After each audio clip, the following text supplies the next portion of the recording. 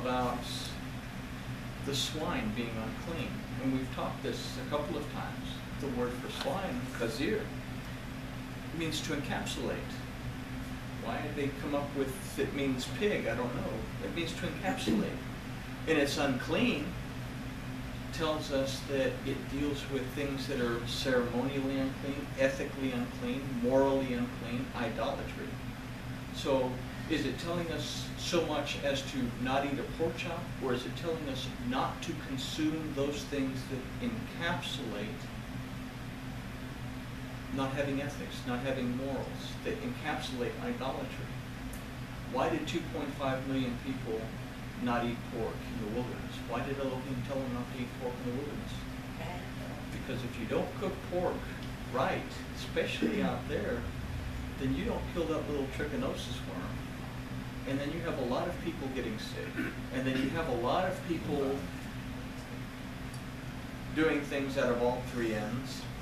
And then you have a lot more people getting dysentery. And before you know it, you have a lot of people out of 2.5 million people that are sick.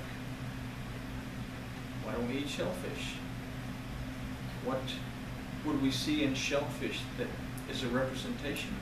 Why is he talking about the duties of the Levites in Vayikra 11:41 through 45? He's talking about the duties of the Levites.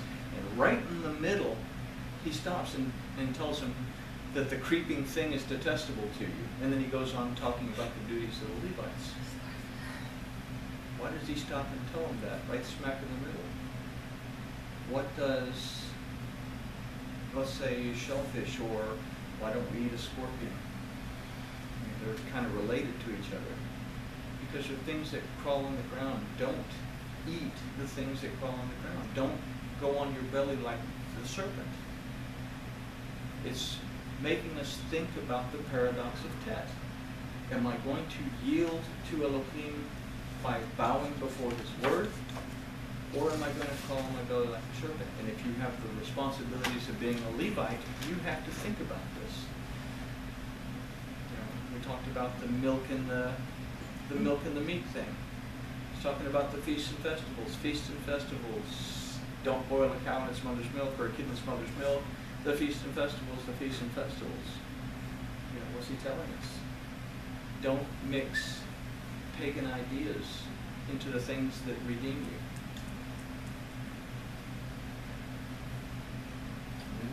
How do we read the Torah? How do we keep Torah? And Yeshua told us, love Yahweh with all your heart, with all your soul, with all your mind. After he told us about the Shema, we've talked about the Shema a dozen times. And then love your neighbor as yourself. Then he goes on to tell the rich man that says, what shall I do to enter the kingdom of heaven? And he says, keep the commandments. And the rich guy says, oh, which ones? Yahshua says, don't kill, don't steal, don't covet. Honor your father and your mother. And then throughout Brit Hadashah, he gives us other specific commandments found in Torah that deal with loving Elohim and loving each other. And those are the commandments that he gives. But when he said to the scribes and the Pharisees, Shema Yisrael, and gave them the Ve'ahavta and told them to love your neighbor as yourself, he said, these are the two main commandments, and there is no commandment in Torah greater than these. And this is out of Yeshua's mouth. This is out of the Word's mouth, the Torah that was made flesh. So we beat ourselves up trying to keep Torah. But what are we commanded to do? Another dissertation. So we beat ourselves up trying to keep Torah, or are we trying to keep what became the collective Talmudic? Which are you really referencing there? We have Torah. The actual Torah. What did Moses bring down the first time? What tablets did Moses bring down the second time? what tablets did Moses bring down? Well, what tablets did he bring down the first time that he destroyed because the people were disobedient? And what tablets did he bring down the second time in order to keep the people in line? And this is where the big difference is. We get two different understandings from the book of Shemot or Exodus and the book of Vayikra. The book of Vayikra is very harsh. The book of Exodus is basically saying, live this way, do this. So the basic instructions. The Ten Commandments. We have the Ten Commandments that are what Elohim physically spoke to the people. And he spoke it. He said, Anohi Yahuwah Elohecha, your Elohim. He ain't speaking to the crowd, but in Elohecha, he's speaking to each individual person in the crowd. It's like he's having a one-on-one conversation with each individual person while addressing the entire assembly. And this is what he tells them. I am Elohim. I'm the one that brought you out of Egypt, brought you out of bondage. That's huge, because that applies to us today. How many times do we get ourselves into bondage? How many times do we get ourselves to where we're being attacked because we did it? He didn't put us there. We made the bad decisions, just like Jacob made the wrong decision to go leave Canaan. We're the ones that make the decision to leave the promised land. But he is in everything there is, everything there was, everything there will be, our judge who has the authority to redeem us, deliver us, liberate us from whatever we've gotten ourselves into and bring us rest. The first commandment. The second commandment, don't put anything in its place. We stress out, wig out, freak out about everything. Then all of a sudden our finances become our Elohim. Our health becomes our Elohim. The relationship with such and so becomes Elohim. And we replace him with something that we've created. The third one, we forget totally his name. And then it goes on from there. We refuse to take time to rest, even though he says, I even had to rest. And you're telling me you don't have to rest? Are you Elohim? Because when we fail to rest in him, that's what we make ourselves. And it keeps going on.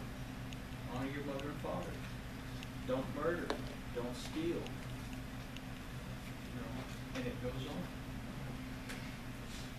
So, what commandments are we to pay heed to? Specifically.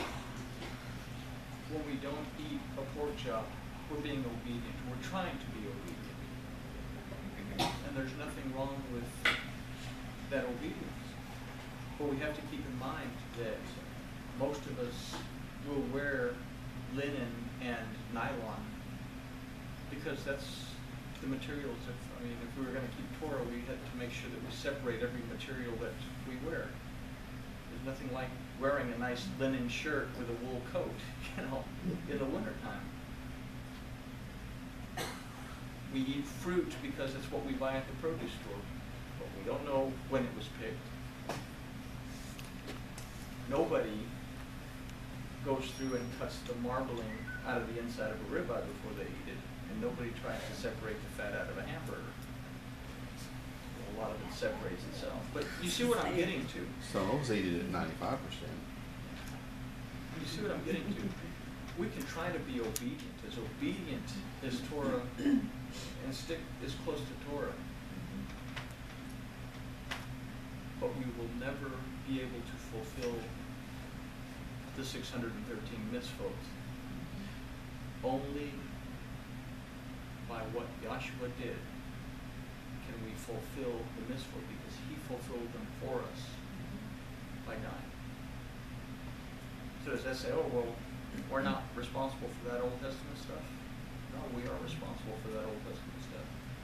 Because Yahshua did not teach anything that didn't come from that Old Testament stuff. And he said, as a matter of fact, it's in John, I can't remember exactly where, but he said, if you don't read about Moses, how can you understand what I teach you?